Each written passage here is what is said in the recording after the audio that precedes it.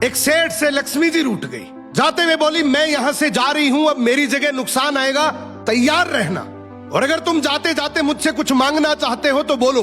सेठ बहुत समझदार था, बड़ी विनम्रता से बोला, माता नुकसान आ रहा है तो आने दीजिए, बस मुझे आप एक वरदान दीजिए कि मेरे परिवार में हमेशा सुख शांति बनी रहे। लक्ष्मी जी मुस्कुराई, तथास्तु कहा और वहां से चली गई। अब उस सेठ की 4 बहुएं थी। कुछ दिनों बाद सबसे छोटी बहू खिचड़ी बना रही थी। उसने खिचड़ी में नमक डाला और अपने काम में व्यस्त हो गई। तभी दूसरी बहू आई और उसने खिचड़ी को बिना चखे ही और नमक डाल दिया और वो भी अपने काम में व्यस्त हो गई। ऐसे एक एक करते तीसरी और चौथी बाकी की 2 बहुएं भी आई, उन्होंने भी खिचड़ी को बिना चखे ही उसमें नमक डाल दिया। अब रात को सबसे पहले सेठ खाना खाने बैठा।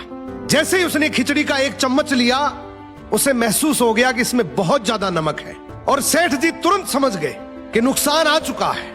किसी से कुछ नहीं कहा, चुपचाप खिचड़ी खाई और चला गया। अब सेठ के बाद खाना खाने की बारी आई सबसे बड़े बेटे की।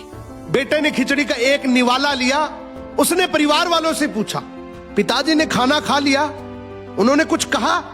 तो बाकी सबने जवाब दिया, हाँ पिताजी ने तो खाना खा लिया, लेकिन किसी से कुछ नहीं कहा।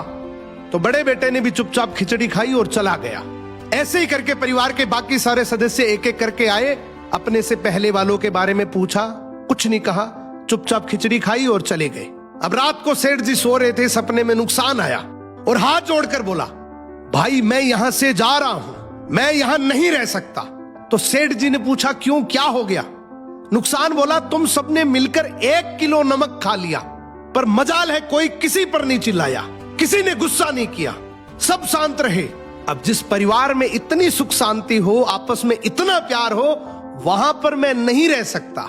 निष्कर्ष कि जिंदगी है तो उतार चढ़ाव, दुख सुख, फायदा नुकसान सब चलता रहेगा, लेकिन जिस परिवार में आपस में लोगों में प्यार है, सुख शांति है, छोटे में आदर, बड़े में बड़प्पन है, उस परिवार